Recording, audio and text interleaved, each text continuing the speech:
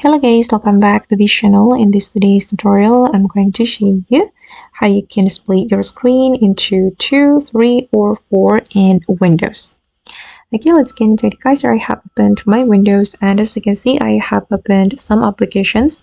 I have opened my PowerPoint, Excel, and then Word as well. And I'm going to open all this application on one screen.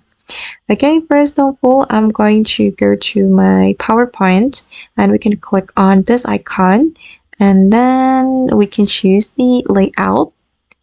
Wait, I'm going to choose this one, for example.